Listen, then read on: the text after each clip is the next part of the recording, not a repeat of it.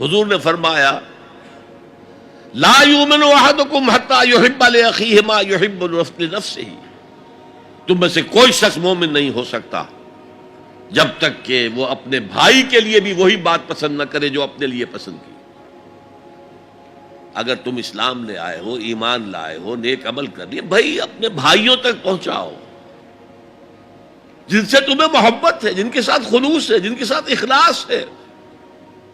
یہ دوسری بنیاد ہے کہ ایمان اور عمل صالح سے تواصی بالحق خود بخود برآمد ہوگا۔ اور ایک تیسری بات ہے حمیت، غیرت۔ میں یہاں آپ کو ایک حدیث سنا رہا ہوں۔ ایک طویل عرصے تک اپنے زمانہ طالب علمی میں یہ حدیث خطبہ جمعہ میں سنتا رہا۔ مولانا تھانوی رحمۃ اللہ علیہ نے جو خطبات جمعہ مرتب کی ان میں یہ حدیث ہے۔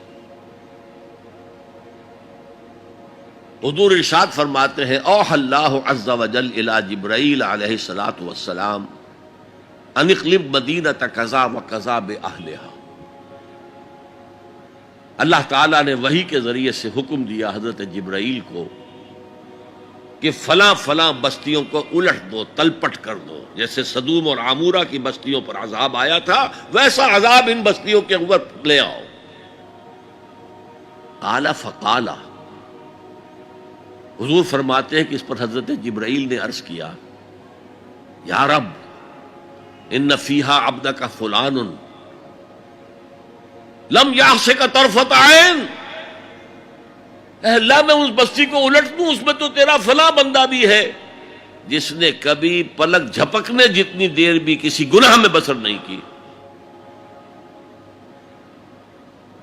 اب آپ کسی آدمی کی نیکی کا تصور کیجئے، یہ گواہی دینے والے کوئی کرائے کے گواہ نہیں ہے جو عدالتوں میں پھرتے رہتے ہیں، جو چاہو گواہی دلوا لو، اتنے پیسے چاہیے۔ جبرائیل ہے، اور کس کی جناب میں کہہ رہے ہیں؟ جہاں ابو جہل بھی جھوٹ نہیں بول سکے گا۔ یا رب ان فیہا عبدک فلان لم یعصک طرفۃ عین، الٹ دوں اس بستی کو۔ اب جواب سنیے، قال فقال، حضور فرماتے ہیں اس پر اللہ نے فرمایا اقلبھا علیہ وعلیہم، الٹو اس بستی کو، پہلے اس بدبخت پر اور پھر دوسروں پر۔ فإن وجہہ لم یتبعر فی ساعۃ قط، اس لیے کہ میری غیرت کی وجہ سے کبھی اس کے خون نے جوش نہیں مارا، اس کا چہرے کے اوپر خون نہیں آیا۔ آپ کو کوئی ماں کی گالی دے، اگر تو آپ میں جان ہے تو وہ جانے دیں گے اس کو، اور اگر جان نہیں ہے، آپ اس کا مقابلہ نہیں کر سکتے، تب بھی غصہ آئے گا، کانپیں گے آپ غصے کی وجہ سے، چہرہ آپ کا سرخ ہو جائے گا، یہ تو کم سے کم ہوگا نا۔ لیکن یہ اللہ کا بندہ اپنی نیکی میں لگا رہا، اس نے دیکھا نہیں ماحول میں کیا ہو رہا ہے، ماحول میں اللہ کی شریعت کی دھجیاں بکھیری جا رہی ہیں،